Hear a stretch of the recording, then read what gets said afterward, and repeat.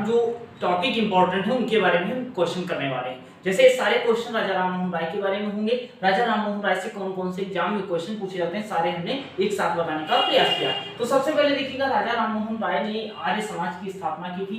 कब की थी? 1815 में की थी। मोस्ट इंपॉर्टेंट हुआ था। ब्रह्म समाज की स्थापना कब की गई थी? 1828 में राजा राममोहन राय के द्वारा की गई थी। राजा राममोहन राय को राजा की उपाधि किसके द्वारा दी गई थी? तो अकबर द्वितीय के द्वारा राजा की उपाधि दी गई थी। उसके बाद अगर हम बात करते हैं कि राजा राममोहन राय को ही क्या कहा जाता है, तो भारतीय पुनर्जागरण का अग्रदूत कहा जाता है। और संवाद कौमुदी और मिरातुल अखबार किसके हो जाते हैं? राजा राममोहन राय के हो जाते हैं। और वेदांत कॉलेज की स्थापना 1825 में राजा राममोहन राय के द्वारा की गई थी। फिर राजा राममोहन राय से महत्वपूर्ण टॉपिक हो जाते हैं। उसके बाद देखिएगा, दयानंद सरस्वती जी से क्वेश्चन पूछा जाता है कि शुद्धि आंदोलन किसने चलाया था? तो स्वामी दयानंद सरस्वती के द्वारा चलाया गया था। आर्य समाज की स्थापना किसके द्वारा की गई थी? स्वामी दयानंद सरस्वती के द्वारा की गई थी। वेदों की ओर वापस लौटो का नारा किसके द्वारा दिया गया था? स्वामी दयानंद सरस्वती के द्वारा दिया गया था। और सत्यार्थ प्रकाश पुस्तक किसकी थी? स्वामी दयानंद सरस्वती की हो जाती है। नेक्स्ट देखते हैं इंपॉर्टेंट जो कांग्रेस से क्वेश्चन होगा।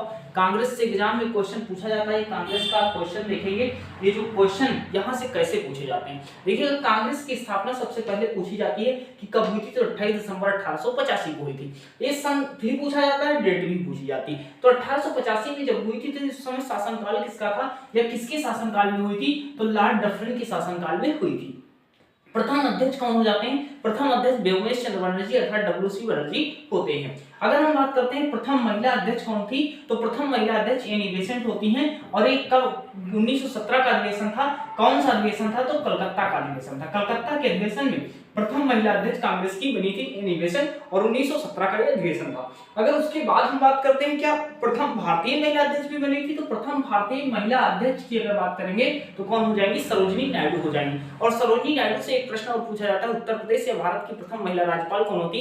सरोजिनी नायडू होती। सरोजिनी नायडू के ही जन्म दिवस अवसर पर 13 फरवरी को एक राष्ट्रीय महिला दिवस मनाया जाता है, जबकि अंतरराष्ट्रीय महिला दिवस 8 मार्च को मनाया जाता है। ये कांग्रेस से चीजें हो जाती है। एकमात्र अधिवेशन कांग्रेस का ऐसा था जिसकी अध्यक्षता गांधी जी के द्वारा की गई थी, जो आपका बेलगांव अधिवेशन हो जाएगा, 1924 का अधिवेशन हो जाएगा। तो ये कुछ इंपॉर्टेंट चीजें थी जो आपके 3 टॉपिक हमने लिए थे, इसमें इंपॉर्टेंट सारे क्वेश्चन कर लिए। इससे पहले शॉर्ट टॉपिक में हमने और कराई है, तो शॉर्ट वीडियो आपको ये कंटिन्यू मिलते रहेंगे, जिसके लिए चैनल सब्सक्राइब कर सकते हैं और कम समय में ज्यादा कंटेंट देने का प्रयास करेंगे।